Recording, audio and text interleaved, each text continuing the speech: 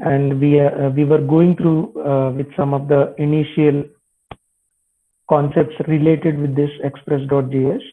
So we came to know that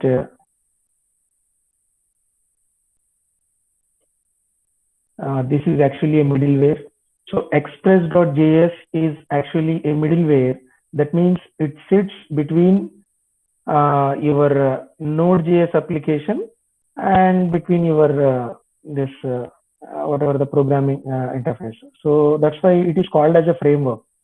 So frameworks are those those packages or libraries which are created for some particular purpose, so that you just have to concern with your business logic and they accordingly getting them converted as per the coding instructions given in the libraries. Okay, so that is what the middleware the frameworks actually do. So express.js is a framework. So we can see that this is a web application framework.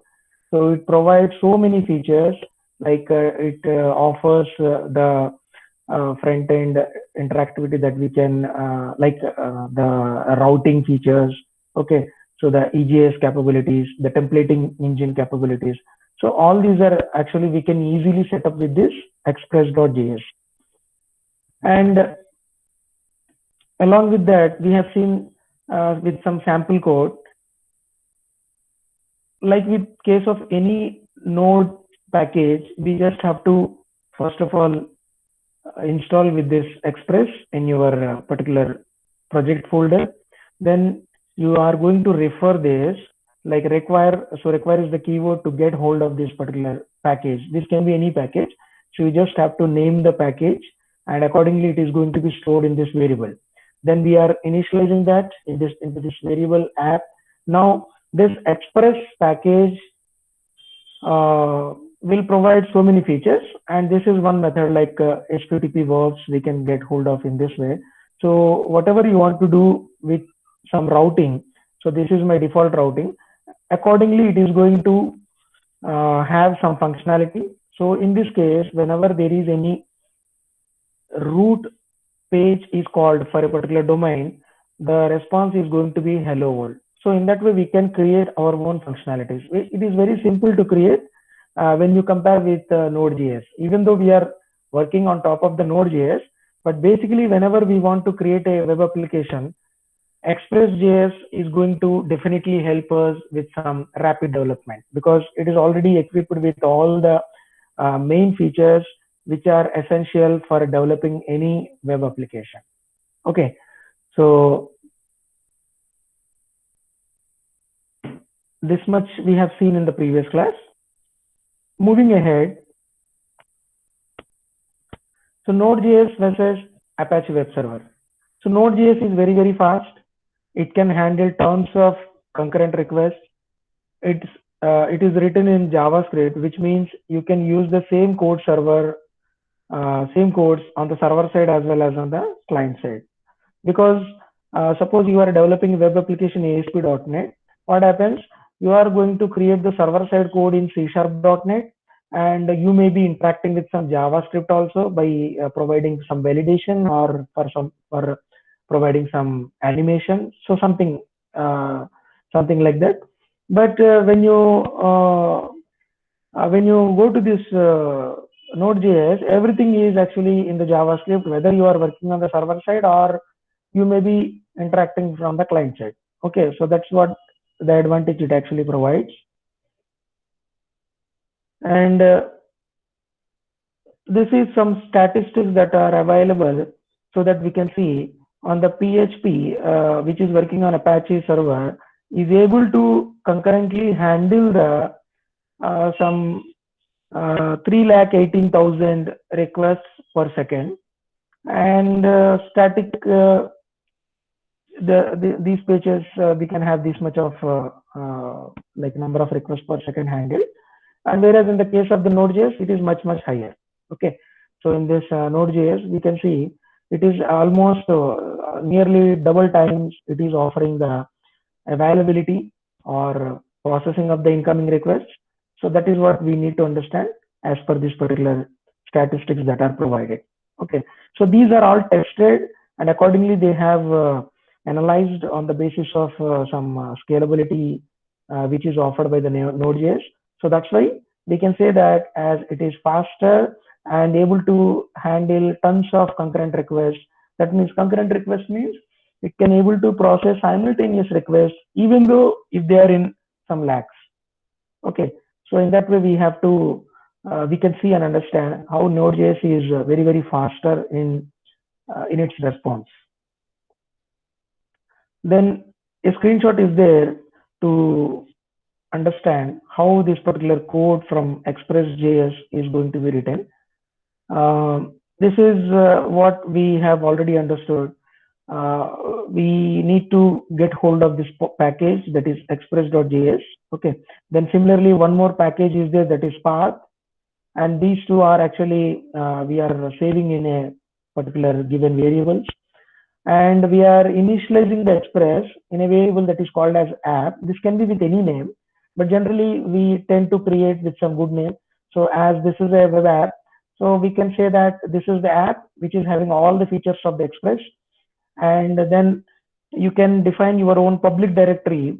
Public directory means where all the resources publicly accessible to the users can be residing in your project folder. So that you have to decide, and accordingly you have to make a while of that folder to uh, express.js application. Okay, so then what we are accessing this express object, and we are calling this method get, and this is the root name, but thereafter any name is given that is going to, that means in the root name, wherever there is any publicly available static page or any image or any text file, so all these are actually text based some static implementations. So that folder we have already given, that is lying under the public folder. So we are concatenating that public folder. Okay, so you can see that we are concatenating that public folder with that file name, so that to give a proper path to that particular resource. Okay, suppose there is a folder, there is a file called as index.html. So that index.html is, you have to first of all put up in this public folder. Then whenever there is any request going to index.html, as you have already defined that it is a static file, that means Node.js do not have any responsibility to process any static files, because they are static in nature. They don't have to be processed. They can be images, they can be some text.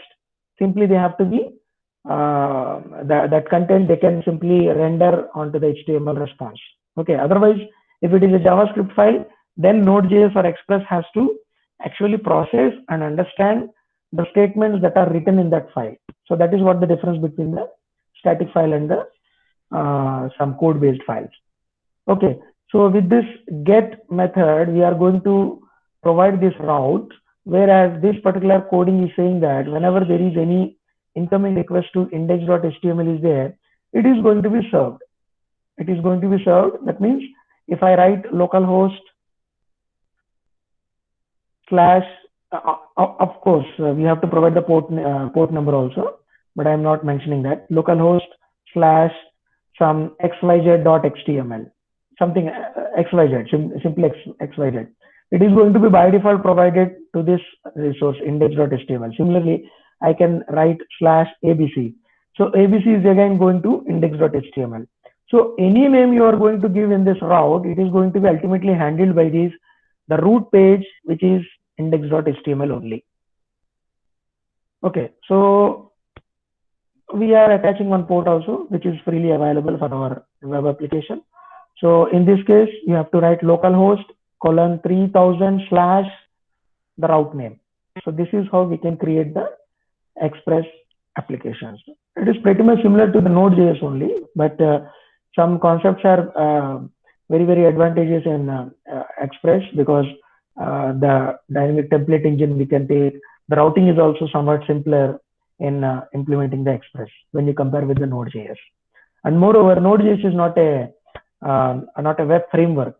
It is a server, and whenever we want to develop the web applications, we basically use the web framework. So Express is one kind of web framework.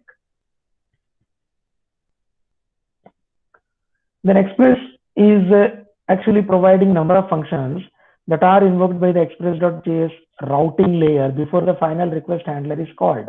Okay, so this is a middleware, and any incoming request actually we can easily attach to this particular some middleware. That means any incoming request to any route that you have placed in your project, they can be given in such a way the middleware is actually looking up for any provided hooks.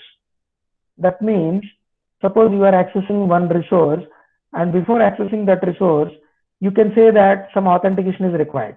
So in that way you can have one more middlewares that are actually working before the request is actually processed. Okay, so before that request is actually handled by the or processed by the Express.js. So how this middleware is actually working is, it is actually given with three simple arguments. One is request, one is response, and one more is next. Okay, so what is this request? This is nothing but a HTTP request object. That means whatever the incoming request is actually wrapped in a request object, HTTP request object, and this particular variable is getting hold of that request object. Similarly, response object is actually available, and one more argument is for handling the middleware actually. So this is called as next. So another middleware to forward after the function completes. So you can have number of layers connected in that way. Suppose one after getting completed one functionality, you can proceed on to some different functionality which should be executed after that initial function has completed the execution. So in that way you can line up the things for your processing by taking advantage of this particular next object. So all these three are actually used for providing the middleware functionality in Express.js. Okay, so Express middleware is simply nothing but a function which is actually having these three particular arguments. One is request, and one is response, and third one is next. So next is optional actually. You may want to implement or you may skip that also. Middleware is always invoked in the order added. Okay, so sequentially whatever the order that you have given, in that way only the middleware is going to be executed. We will see the things in the coding and accordingly we will come to know how it is actually working. Then you can have multiple middleware for the same path. Okay, so that means you can provide different functionalities for the same route, that can be ABC or some XYZ. What that means? There is a functionality in route ABC which is doing some mathematical calculations, and similarly you can have one more functionality having the same route but doing some string based operations. But how they are going to be called? They are going to be called in the way that you have added in your program. So order is actually important. So middleware is always invoked in that particular order that you have given. Then middleware has full access to the request and response objects. These two objects are actually fully available. Be mindful of middleware overriding fields of other middleware. So when the things getting complex, so you may find that some of the request and response objects are actually overridden. So from different middle layers. So this can happen. So at that time we need to be cautious, and middleware can be skipped by using the next function. Okay, so that means middleware can also be skipped. If you want to implement that, you can do that. Otherwise you can skip by taking this particular next. Okay, so when you call this next, automatically the next lined up functionality will be executed. In that way the middleware is there for handling the request. Then Express middleware, the code part you can see, which is looking like this. This is a middleware. This is nothing but a function actually. So we can name that to with any name. So middleware is there. We can see that middleware is having the first object request, second object response, and third one is next, which is actually lining up the things. Okay. So what is happening with this is do async stuff, which is called in this middleware, is getting executed here. So this is the part where that particular functionality is getting executed. If there is any error, okay, so it will take up to the next, we can call this, this particular error is being handled in the next middleware. So this is actually the middleware we are actually connecting. So in that way, we can line up the things. Okay. So all the middlewares you can see, they are lined up, and you can attach one or more middlewares that are actually processing your incoming requests, so that the final response is ultimately getting generated by the Express middleware. Okay. So what this particular next is doing, the next is doing nothing but calling the next method. Okay. So next method is being called. So that is what it is actually doing. Components of the Express, it runs on using the Node.js. App is the web application runtime. Okay. So app is the web application runtime. Middleware modules handle many routine operations, and connect is set of middleware that includes many helper modules. So all these are actually part of the middle. These are nothing but the packages. Okay. There is a logger package, there is a compress package, there is a body parser package. So we will see that in the practical, how to use this body parser. Then JSON is the ultimate data generation part from the from this particular express.js. Then cookie parser, session, so many packages are there, and all these are nothing but the helper modules. You can take advantage of these helper modules so that your functionalities are getting achieved. Okay. So with that name itself, you can understand what this particular cookie session is doing. So cookie based session support it is actually offering. And cookie parser means it is able to parse the content which is stored in a cookie. So in that way, every package is having some clear functionalities very much defined. So whenever you are creating your own web applications, you can take the help without recreating the same thing again and again. You can create in your own way also, but nobody does the same thing again and again. When they are tested, when they are used by many lakhs of developers. So simply we want to get hold of the same package which is already tested, and you can have the functionalities available in your application. Then parts of the URL. So what is this HTTP? HTTP is nothing but a protocol. What is host name? So whatever is the domain name is nothing but your host name. Okay. Then the port name is by default HTTP runs on the 80 protocol. But if you want to provide your web applications launched on a different port other than the 80, then you have to mention this 3000, 8000, 8080. So in that way, you can have your own port which is available for your Node.js server. And after this, the path actually is getting started. You can see these are the paths, and the query strings are also available, which are separated from the path from this particular symbol question mark. Okay, so wherever the question mark is there, that means the actual path is over. The query string is getting started, and the query string can have one or more parameters, query string parameters, so that we can handle those parameters in the second file or any incoming URL which is watching these query string parameters. Okay, so even then you can have this URL which is attached with a fragment also. What if a particular fragment is? Suppose you have a very big web page, you have so many functionalities, and so many functionalities in this particular web page, and you want to directly jump on to this particular link. So this is the important link. So this particular important link you want to directly jump by the user. Then what you will do is, you will create this fragment and directly provide that in the URL. So what happens? The fragment is After providing this URL with this attached fragment, directly the web page is actually getting open, but the important section or wherever that particular anchor is there. So sometimes these are also called as anchors. Okay, wherever there is an anchor, so that anchor is actually getting started from here. So in that way, we can highlight the things by taking advantage of the fragments, and up till this particular portion, this is nothing but a normal URL which can have the protocol, hostname, port, path, query string. So query string is optional. So that depends on your requirements.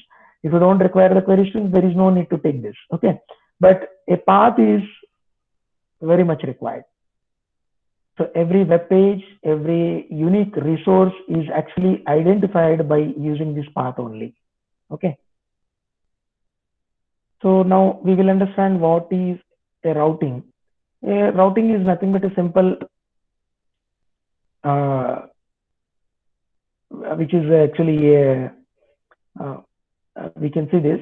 The express initialized variable is actually given with some methods. The method is get, or sometimes it can be post, patch, delete. So the methods can change.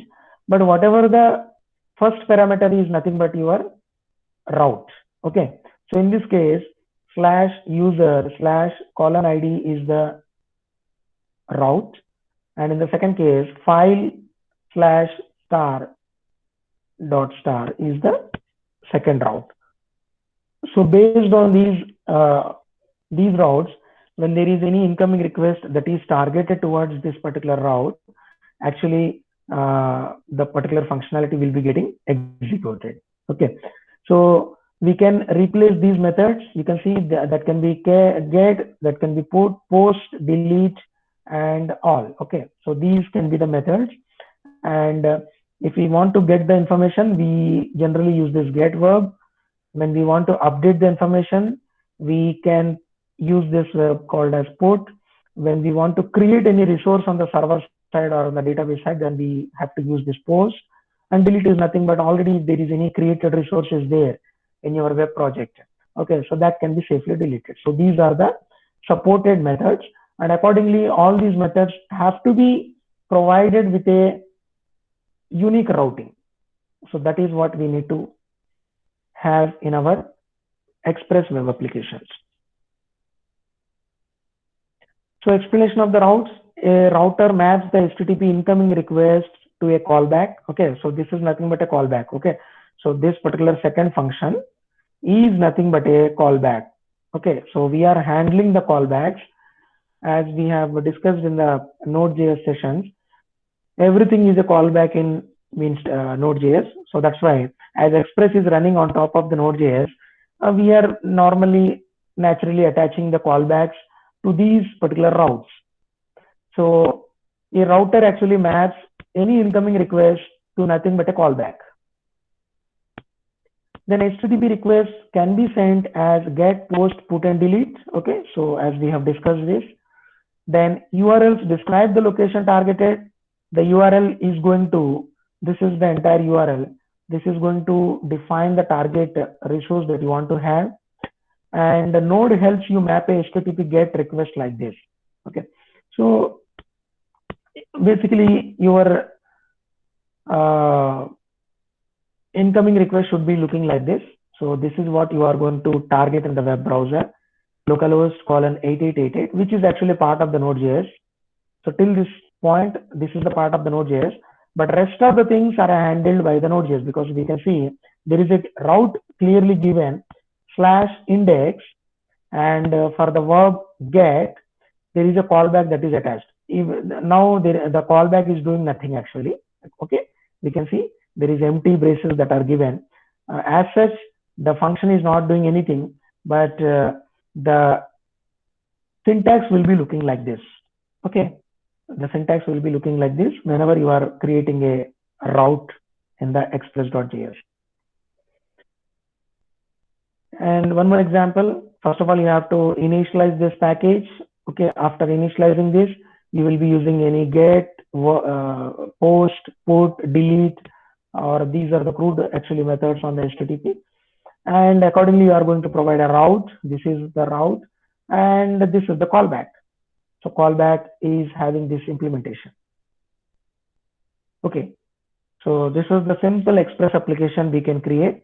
So what it does, when the localhost call 8080 is given, then hooray, welcome to our API is going to be given by the express.js as the response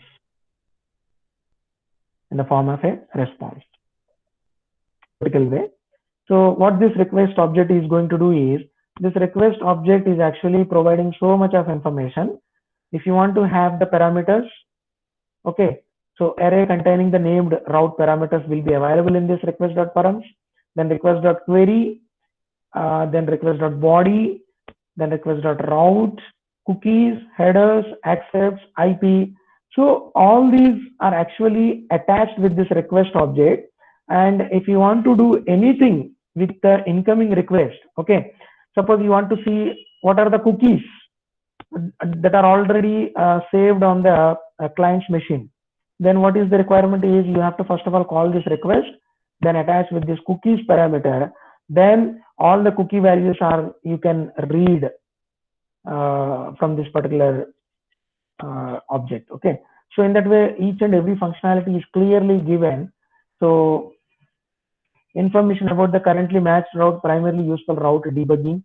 So if you want to debug whether incoming request is properly going or handled by the Express.js application, then you can check from this object. Okay, so in that way all these the properties of these request objects you can take for your debugging or for your development aspects. And then request.path, request.host, protocol secure, so many things are available. And by implementing one or the other slowly in your programming, you will naturally coming to a greater understanding of what is the best part of the request object. Okay, so when you have the request object, that means you can have the entire information related to the incoming request. Okay, so all the incoming requests can be accessed by getting hold of calling this request object and attaching with respective property. So if you want to see the host, you have to simply put the host. Accordingly, it will give the name of the host. Okay, so in that way we can have the entire information which is wrapped in this request object. Similarly, there is a response object also. Response object is also having so many properties that are attached to this response object. Response.status. Status code means whether this has succeeded or some error was there.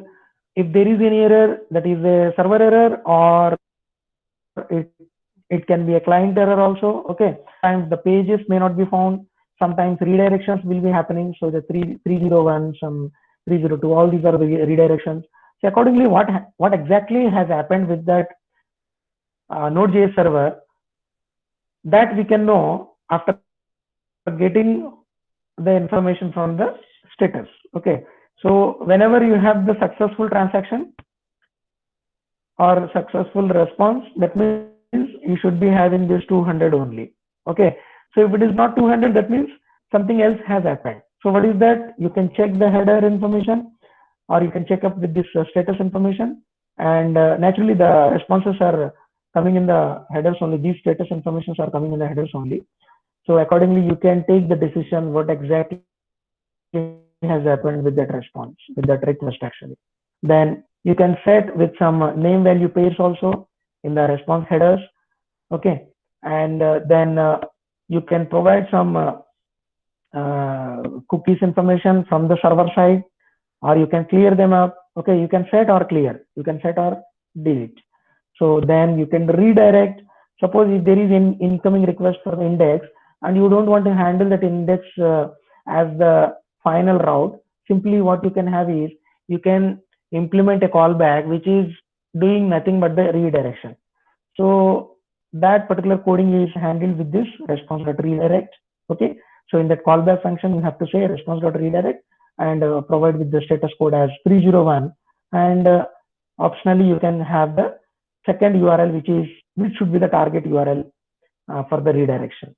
So in that way, we can implement our things.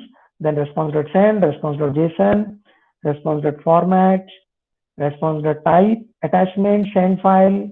Okay, so all these are available so that you can have the full control on the way the web application is actually performing, or the way the web application is actually handling the requests or converting the requests into the responses. Okay, so everything is in the hands of the programmers. What to do? Okay, so what to do with an incoming request, whether they should be given with a body, or whether that response should be emitted in the format of a JSON. So everything can be decided by the programmer according to his requirement. Okay, sometimes you may want to send some files.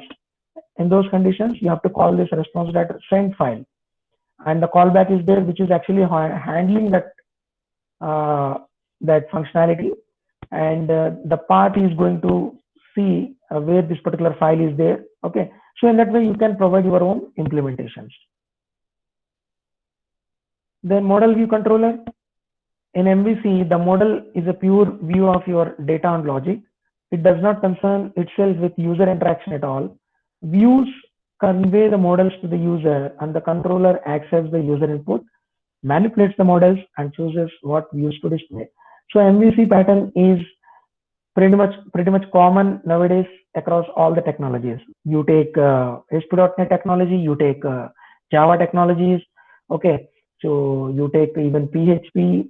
So every technology is having this kind of implementation that is called as model view controller. This is actually a way of providing the modularity. The controller part is actually processing of whatever is requested to the web server is going to be handled by this controller. So this we can treat as a controller is nothing but a brain of your web application. Okay, so web application is actually processing the incoming request, and accordingly it can take the decisions. So that's why this is the controller, and this we can treat like a brain of your entire web application. View is nothing but a user interface that you want to show to the users, and model is your actually the data formats. So that can be the database, or that can be the actual data formats. On that data formats, you are going to provide some logic, and accordingly you are going to deliver some UI. So this is all the MVC pattern is offering. Okay, so the part of our application that we will deal with the database or any data related functionality is model. Everything the user will see is coming into this view. So there we are going to put our template engines. There you can put up with your HTML files, some images, some static files. So all these are coming under this views. Then the controller, this is the logic of our website. So this is nothing but the brain of your web application, where exactly you are going to decide what should be happening with this particular incoming request. Okay, and accordingly it will provide a glue between the models and the views, because ultimately the controller has to take the decision which view should be invoked and what should be the data model for this incoming request. So all these decisions are going to be taken by this controller, and accordingly that's why this is the glue between the models and the views. Here we call our models to get the data, then we put the data on our views to be sent to the users. So this is what the MVC architecture or MVC pattern is actually providing in the in this particular Node.js also. Okay, so in this MVC, in this mean stack also. Then routes actually provide the incoming request, then accordingly they are going to be forwarded to the controllers, and controllers will take the help of the models to get hold of the data which is coming from the databases, and accordingly it will try to generate the HTTP responses in the HTML markup language. Okay, so not only the models, the controllers are actually working with the views also, so that proper views are loaded into the response, and accordingly the final output is going to be delivered in the format of an HTML. So this is how the processing is actually taking place in this mean stack. And models are the foundations of your project. It is vitally important that you don't contaminate your models with any presentation or user interaction code. So clearly the model is only for serving the data, okay, or storing some data or retrieve the data. You don't have to mix up the things with any presentation, that means views, when you are dealing with the models. So in that way, the presentation has to be completely different, and the presentation part comes in the views only. So in that way, you have to sometimes naturally the programmer tend to combine the things so that he's be having some flexibility. So that can also be done, but it is not recommended, and it is very vital whenever you are doing this MVC architecture applications. The controller is responsible for handling the user interaction and choosing the appropriate views to display the user interfaces. What should be the final output? So that decision has to be taken by this particular controller. Then views. So this is the views are template files, nothing but they are the static files combined with some. So you can have the variables, you can have the arrays, objects. So in minimal way, we can actually process the templates also that are used in views are passed by the controller to be rendered by the view. So views should not be contain complex business logic. So everything is actually completely modular. Views are responsible only to generate the user interfaces. They don't have to be given with any business logic. So in that way, we should be avoiding the contamination of views with the business logic or some models with the presentation logic. So all these should be completely avoided when we are going to develop a good web application. Okay. So we can have the template engines also, but without template engines also, we can push the data. Okay. So we have not taken any template engine in this, but you can see we can create the user interfaces in this way also. We can push some HTML markup, like you can see, along with some model information which is coming from model. Then we are pushing the data into the response. Okay, so everything is going to be joined by this HTML.join. So in that way, the responses can be created, but this is a way of doing the things in a complex way. Simple thing is we can take the help of the templates like EJS or the handlebars. And views rendering. How to render the views? You can render the views like, so there are some predefined templates that can be the Jade, that can be handlebars, that can be EJS. So first of all, you have to provide in this response, like you are going to use this view. Okay, so index.jade is the view. Obviously, the Jade is a template. Okay, so similarly, index.ejs is the view. The EJS is the template in this case. And you are going to set what should be the view engine. So EJS.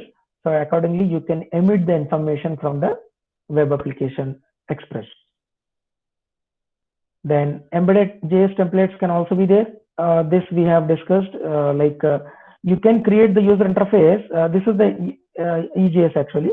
You can create the user interface like by providing the HTML. But in between, you can see we are actually processing the things also, like you have done in the JSP or in the PHP. So the same thing is applicable in the templates. Even in the case of the PHP, the tag is also very much similar. Okay, so in between the HTML markup, you are going to open up with the PHP processing statements, and you are going to close up the things in this way. Okay, and again, you are going to have your own implementation. So exactly on the same lines, the templates can be created, and then what? You can create your own models. The model name is user here, and you can see the user model with this property name is actually getting called. And what it actually does is it will print CP. It will print CP in the H2. Okay, you can see the output here. Okay, so in that way, the final result is going to be delivered by the EJS templates.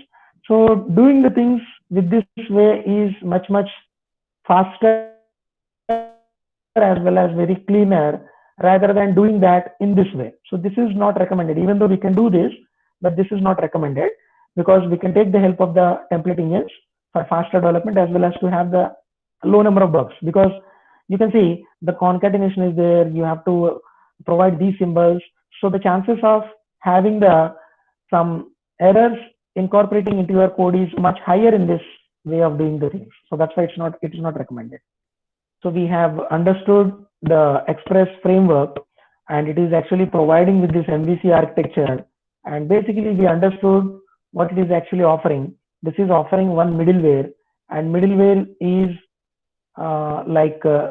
looking like this actually. Where is that? The middleware example. Yes, this is the middleware. So when you call this next, accordingly the next functionality which is lined up is getting executed. Okay, so in that way the Express middleware is actually offering some again middlewares also. So you can attach one or more parallel functionalities which you want to have in your web application. So that is the main responsibility of the Express.js.